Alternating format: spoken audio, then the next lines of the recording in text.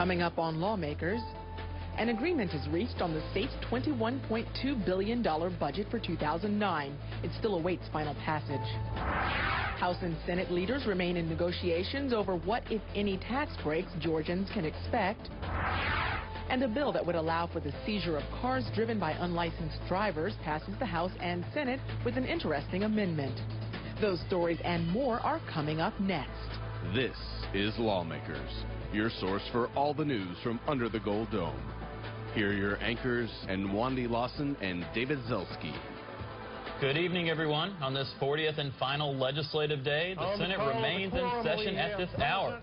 With the House scheduled to return from a dinner break around 7:15, we expect Sine Die sometime shortly before midnight tonight. Also on Lawmakers, the SHAPE Act, a student physical fitness initiative, fails to garner enough support in the House and fails passage. And we're still waiting to find out the status on legislation that would give the state power in the creation of reservoirs in conjunction with the statewide water plan. But first, our top story tonight, agreement is reached on the 2009 budget. Well, the FY08 amended budget passed last week, and the 08-09 general appropriations budget still awaits final passage. The House and Senate conferees met late into the night last night till about 2 a.m. and signing the committee compromise on HB 990 this afternoon. The budgets are the only constitutionally required pieces of legislation. If we're going to fully fund education, let's do it.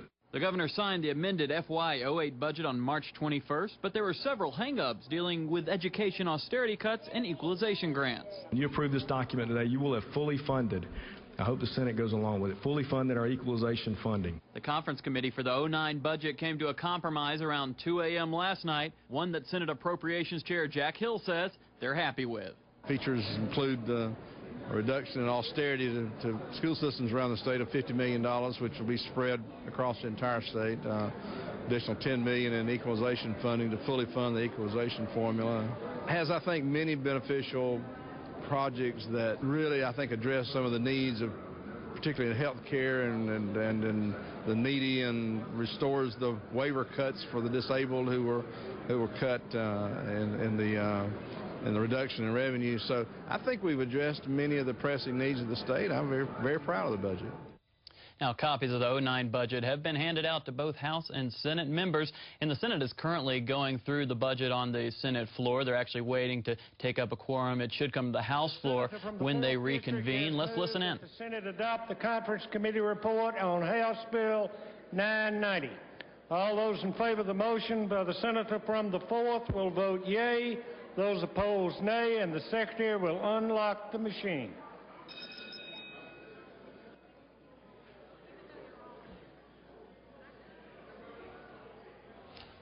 Now they're voting on the committee compromise for the 09 budget. They, as you learned in the story, they met late into the night, but they still seem to be moving around. Now we will just wait to see. When it comes during our show, we'll try to let you know what happens on the Senate and even the House. They may even get to it in time.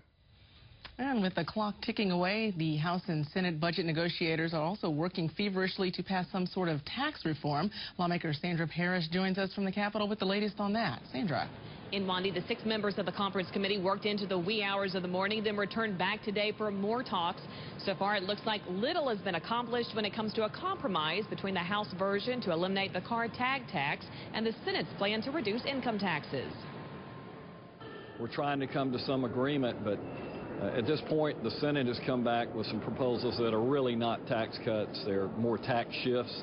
They're just moving one tax over to another group of people, and it's really simple. We have a proposal over there. All they got to do is put it on the floor and vote, and we'll know it'll pass. The senators have said that. There has always been a way for the Senate to agree on the car tax and the House to agree on the income tax, and for all of us to agree on an assessment freeze. We are ready to sign a conference committee report freezing property tax increases for residential and commercial property for every property owner in the state of Georgia. And why the House won't sign that one, I can't explain that. But we are ready to do tax relief in several different manners, and we're just waiting on the House to agree. But both Senate President Pro Tem Eric Johnson and House Majority Leader Jerry Keene say they remain ever the optimists that some agreement will be reached before midnight. Reporting live, I'm Sandra Parrish for Lawmakers. Thanks so much, Sandra.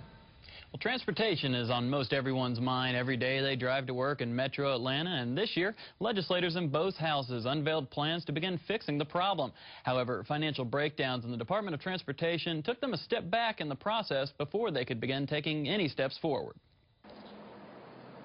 Georgia roads are in gridlock. If we do not move forward on this issue now, I'm afraid the voters will never forgive us. Every year, Georgia's population grows and the traffic woes get worse. The Georgia Department of Transportation has been reevaluated and is under new leadership, but that's just the beginning. Looking for solutions, a transportation study committee met over the summer, and those results produced a slew of initiatives for the 08 session, starting with the Transportation Infrastructure Bank. In 1995, the federal government, Congress, and the U.S. President at that time enacted legislation to create what's called a Transportation State Infrastructure Bank, and they agreed to fund it with federal funds for states to allow you to get matching grants up to 3-to-1 for federal transportation projects. And the federal transportation money could then be used on local projects and state projects. The bill before you, 1019, simply charters that bank, that institution within the state of Georgia. HB 1019 received final passage last week. Also on the list is a high-speed maglev commuter train darting to and from the Atlanta and Chattanooga airports. SR 842, which would begin the maglev plan, still awaits a vote on the House floor. But the key initiative for the 08 session is a transportation special local option sales tax known as the T-Splost, a bipartisan initiative backed by Lieutenant Governor Casey Cagle. The General Assembly will establish a framework by which counties can voluntarily join together into regions and combine their tax for projects of regional significance or do it individually. This will be a T-Splost, and of course, the more confinement in regards to transportation or congestion, those areas will probably be more inclined to vote for a T-Splost. People in Fulton and DeKalb and Cobb and Gwinnett and all of the rest, we know what's going on because we're living it every day. We're sitting in traffic. As expected, a conference committee was formed who debated this issue until nearly midnight last night, continuing into this afternoon. Now, a few transportation initiatives from the study committee have passed this session, but as you heard, the T-Splost bill SR 845 still awaits agreement from the conferees. And we want to update you and let you know that the Senate has passed the conference committee report on the budget without any opposition. That bill, of course, to be taken up by the House when they return from their dinner break. In other news, legislation targeting physical education in schools, known as the SHAPE Act, failed to get a majority in the House today. Lawmakers Bridget Snap is live with the details. Bridget. In Nwandi, when SB 506 passed the Senate in February, it required school systems to record the aggregate BMI of their students on the Department of Education website. Due to concerns that this requirement could have negative effects on certain children, it was removed by a House committee. This change, however, wasn't enough to win the approval of the entire House. Representative Matt Dollar carried the bill in the House. This bill does two things. Firstly, it says that schools need to follow the law and provide the required amount of PE that is prescribed by the law, and that's in K through 5. Currently, that's about 90 hours per year. It breaks down to roughly 30 minutes a day, and again, that's for K through 5. The other part of the bill allows the Department of Education to set up a set of fitness assessments. This must be conducted once a year. There was some concern expressed in committee over certain parts of this bill. Those have been addressed and removed. This is Senator Joseph Carter's bill, and he's worked very hard on it to address those concerns. Despite the changes made in committee, several representatives still had concerns with the bill. In the bill, it says there shall not be mass index testing. How will we be able to gauge and measure improvement without some kind of measure? Representative Dollar, with all due respect, isn't it true that as a parent, it's my responsibility to ensure the health and well-being of my children and not the State Board of Education? SB 506 failed by a vote of 61 to 103. Apparently, the SHAPE Act wasn't quite strong enough this year. Reporting for Lawmakers, I'm Bridget Snap. Thanks so much, Bridget. Water legislation related to the recent Georgia drought dominated much of the early session. The House and Senate passed a statewide water plan, which was signed by Governor Perdue, and they have passed a bill giving legislative oversight of the EPD, Environmental Protection Division. I talked with Senate Natural Resource and Environment Chairman Ross Tolleson earlier today about the legislature's reaction to the state's water woes and bills that are still pending. A lot of these businesses, nurseries, landscaping companies, people who have swimming pools, they started to get scared about their business continuing, and there's actually been talk of bankruptcy for some. Where has the legislature stepped in to change some of this? You have unintended consequences that occur when something like that happens. So we stepped in to try to relieve a little pressure on the green industry, which will be your nurseries. It's kind of interesting, up here in the Atlanta region, a lot of, it was where the drought really was at the worst. They took the biggest hit. But also, down where I'm from in Middle Georgia, there are a lot of nurseries that grow trees and shrubs and plants to have shipped into the market up here. So they also were affected by that. So what we've done is try to get a little bit of balance out there and give a little bit of relief and make sure that we have something a little more consistent across the state. We have a reservoir bill that's in the middle of discussion in the General Assembly. It may be a midnight bill tonight. I don't know. We've been working real hard on it with leadership from the House and the Senate. It was one of the issues that I think the Speaker had brought to the forefront at the beginning of the session, and we're working real hard hand in hand to make that occur. And one of the interesting things there is we're not wanting, it's a reservoir bill to help move forward the process of building reservoirs for water storage for consumptive use in this state. But we're having a lot of people wanting to amend the bill with a lot of different parts of the water plan and environmental issues and all that. And I hate for us to lose that in the 11th hour tonight. So hopefully we can get a good reservoir plan out before the night's over. And it's possible that that could be a very expensive process, but I guess it's something that you feel like, and many feel like, it's an unavoidable thing to help Georgia in the future? It sure is. If you look at the statewide water plan, reservoirs are a key factor in that plan. So we're putting together this reservoir bill to help give us the process of moving forward with finding where we're going to put the reservoirs and a process of moving the permitting forward on reservoirs. So it's a very key ingredient to the water plan and helping move this great state forward. Senator Tolleson says this issue will be followed closely over the year, and follow-up bills could be expected. Long-term funding of a statewide trauma care network has been a key issue in the legislature this session, and still no decision has been reached. Lawmaker Sandra Parrish reports Lieutenant Governor Casey Cagle and 2 other senators paid a visit yesterday to one of those trauma centers in Metro Atlanta. We believe that Georgians are ready to have a statewide network in place to ensure that our kids and anyone else in our state is taken care of. Lieutenant Governor Casey Cagle, Senate President Pro Tem Eric Johnson, and Senator Cecil Staton received a tour of the newly renovated trauma center at Children's Health Care at Scottish Rite. As a Level 2 trauma center, it provides all aspects of care needed, including neurosurgeons, plastic surgeons, orthopedic surgeons, and cardiologists, to name a few. The pediatric specialists that have to be here on call and disrupt their private practice the next day because they come down here for 3 or 4 hour surgery at night are compensated extra to do that. Those are the types of costs that we're talking about funding. The Trauma Care Network is more than just the trauma center itself. Here at Children's Health Care at Scottish Rite, it's about getting the patients here to be treated. If we had better even pre-hospital care and triage, they could get children to us even more quickly, and they really do need to come here because their chances of survival are much better coming to a pediatric emergency department that is trauma designated. The network would include all aspects of transportation as well as the knowledge to send the patient to the correct facility for certain injuries. We do have a transport team that has a helicopter, and they also have a fixed wing component so they can actually put them in a plane. And they also do ground transport. And they are really the busiest pediatric transport system in the United States. Senator Cecil Staton, who's credited with legislation creating the Trauma Care Commission, says it's important to have trauma centers all over the state. Currently, there are none south of Macon to almost the Florida line. We talk about money at the General Assembly a lot. We talk about budgets. We talk about big numbers. But when we're talking about trauma care, we're actually talking about saving the lives of Georgians. Our trauma death rates in the state of Georgia are 10% higher than the national average. That means that 600 to 700 people die each year more than would be the case if we were simply to reach the national average for trauma death rates.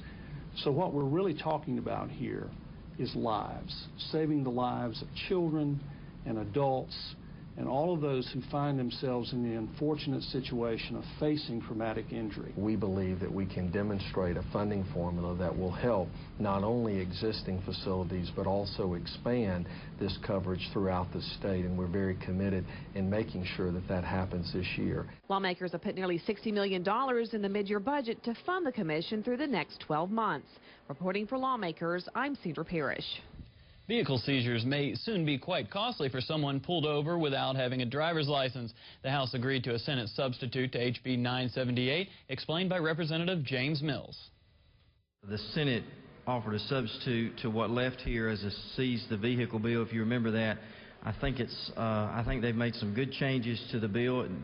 The bill calls not for a seizure of the vehicle now, but it calls for a towing if someone has never been licensed and they're driving the vehicle. When it's towed and stored, if anyone in the family shows up with an unexpired driver's license related to that person, they have to release it. They exempted those 16 and under. Now, also included in HB 978 is Joshua's Law, a measure proposed by Senator Preston Smith, which makes driver's education mandatory in order for a new driver to receive a driver's license. Well, one bill heading to the governor's desk is aimed at protecting consumers. Lawmakers Sandra Parrish joins us live with more. Sandra. David, an effort to pass House Bill 130 to allow consumers to freeze their credit before becoming a victim of identity theft has been around at least the last 4 years. Today, consumer advocate groups are cheering with its final passage. Well, this is great stuff because it is the only tool that a consumer has to protect his or her own identity. WSB consumer expert Clark Howard himself has been working to pass the credit freeze. The Senate gave final passage today by a unanimous vote, which allows consumers to pay a $3 fee to any of the 3 credit reporting agencies for an instant freeze or temporary thaw of their credit. A credit freeze is phenomenally effective because once you put a freeze in place, even if a criminal steals your social, they know your mother's maiden name, they can't do anything with it. So this is like a lock and key that is 100% effective. 39 other states have done something, and many of them are done by, you have to handwrite a letter, and it may take a week or 2 to freeze or unfreeze yours. Georgia will be the first state in the nation, if this is signed into law, on August 1st, you can do this over the internet or any other electronic means and have it done instantly to freeze it and instantly to thaw it. Bill sponsor Representative Calvin Hill says the $3 fee will be waived for those 65 and older. He tells me he's heard from the governor's office, which expects House Bill 130 to be signed into law. Reporting live, I'm Sandra Parrish for Lawmakers. Okay, thanks for that report, Sandra. Representative Bobby Franklin attempted this afternoon to use a dogfighting bill to ban abortion in Georgia. Franklin explained that SB 16 and his amendment would save the lives of children. These sections repeal those provisions of Georgia law that say in effect that just so long as you do certain things or don't do other things, then it's okay to murder the baby.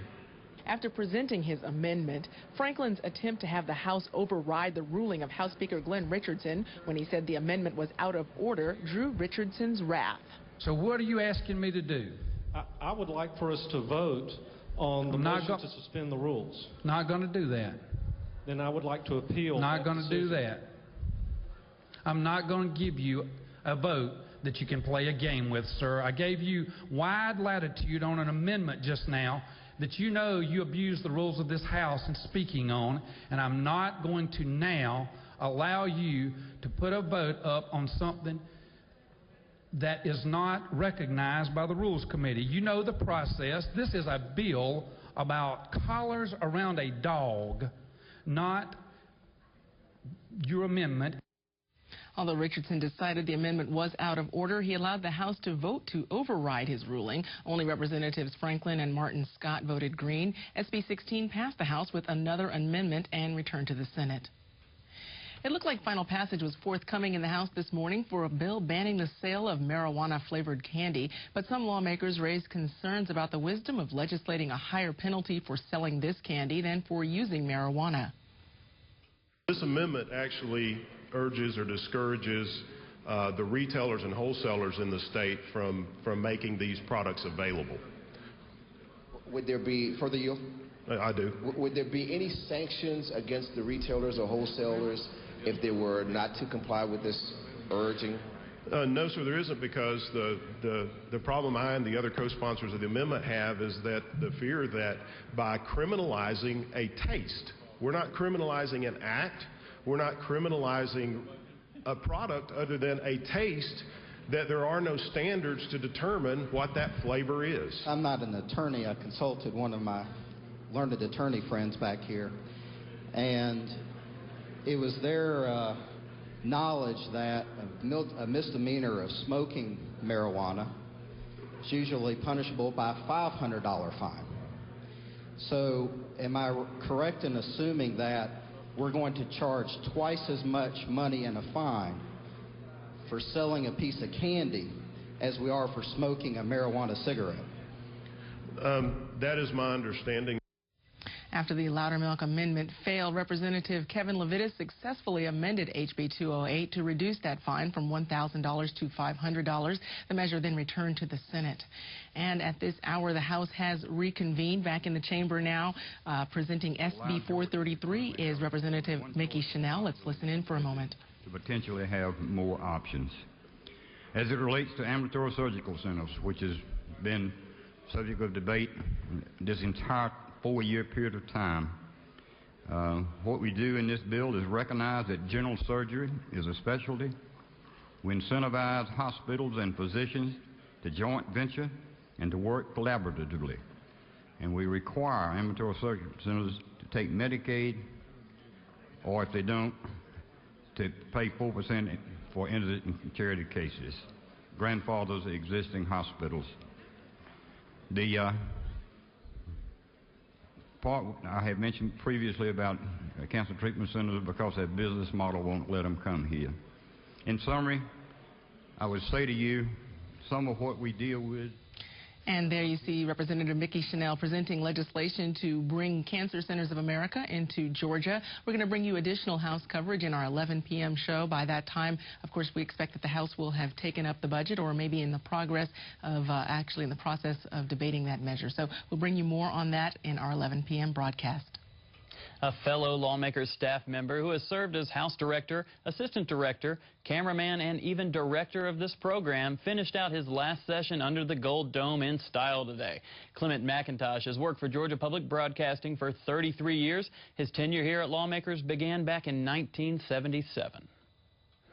Whereas Clem McIntosh II has long been recognized by the viewers of public television for the vital role he has played in leadership and his deep personal commitment to the welfare of the citizens of Georgia. Whereas among his myriad assignments, he has completed his 30th year producing Lawmakers, and it's abundantly fitting and proper that this outstanding accomplishments of this remarkable and distinguished Georgian be appropriately recognized.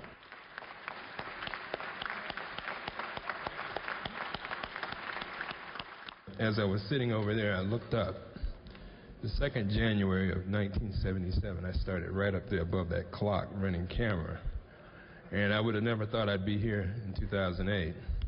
However, I'd like to thank all of you for everything that you've shown me, your appreciation of the Lawmakers show, and thank you, Georgia Public Broadcasting, for allowing me to work with them to bring this show to all of you.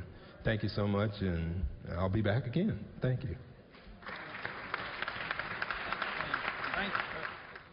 I talked to Clem right after that. He said he wasn't even nervous standing in front of all of them.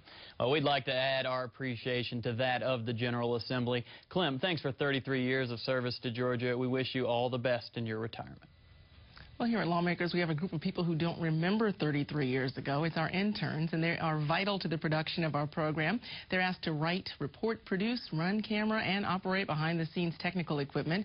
But working for the driven, hard-working news staff here is not easy.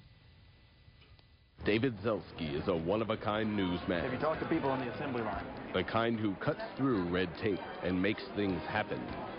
Let's get this job done right. You were supposed to give me this information 4 days ago. What are you waiting for? No other newsman has more savvy, more know-how. No newsman is tougher, more aggressive, more dedicated. There's got to be more to the story to this. Hang on. To David Zelski, getting to the heart of the story is what news is all about. And when it comes to interns, only the elite will do. Minu Hosseini is a hard worker, a real go-getter, and a tough reporter who claims to speak 3 languages. Sprechen Sie Deutsch? Qu'est-ce que tu as dit? Touché. Young Kyle Hood is as talented as a lawmaker's day is long. He never gives up without a fight and claims to be the nephew of author Alice Walker. You know, that's a great movie.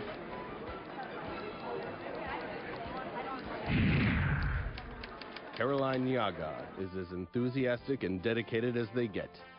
She writes the news, reports the news, and edits the news. How do you like that? This is Lawmakers, not Nickelodeon. Dana Abercrombie is technically savvy. She's an eager, tough investigator. And when there's dirty work to be done, she doesn't mind getting a little messy.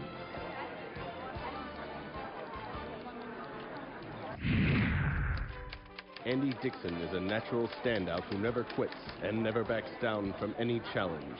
She claims to have graduated from Emory University at the age of 17. Shouldn't you be out curing diseases or something?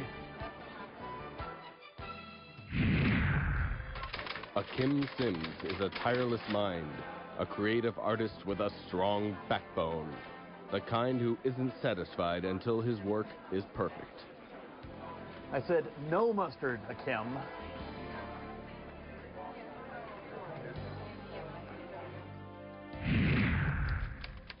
Keosha Jackson's a young professional who's got that natural charm, charisma, and dedication that'll take her all the way to the top.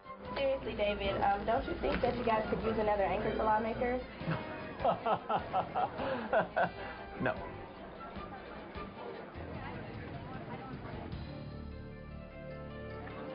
David Zelski, a one-of-a-kind newsman, a Lawmakers one-of-a-kind. And, of course, David Zelski wants the Lawmakers intern himself. Nice tie, David. I'm surprised you didn't wear that one tonight. On a serious note, we really do appreciate each and every one of our interns. And as you can tell, in addition to all their other skills, they also have a wonderful sense of humor, as does our assistant director, Matt Rasnick, who produced that package. I didn't even know they were recording. There must have been a hidden camera there. Well, anyway, Lawmakers will continue coverage of this final legislative day with a special live broadcast at 11 p.m. this evening. Tune in to Lawmakers tonight at 11 for our Sine Die wrap-up show on GPB. And if you have missed any part of this Lawmakers broadcast, tune in Monday when Lawmakers repeats at 5:30 a.m. You can also keep up with all the action under the Gold Dome daily on your local GPB radio station during Morning Edition, All Things Considered, and evenings at 6 p.m. on Georgia Gazette. Remember to tune in to GPB again at 11 p.m. tonight, the Sine Die special edition of Lawmakers. That's coming up tonight at 11 on GPB. That's our broadcast for the 40th legislative day of 2008. I'm Nwandi Lawson. And I'm David Zelski. Good night, everybody.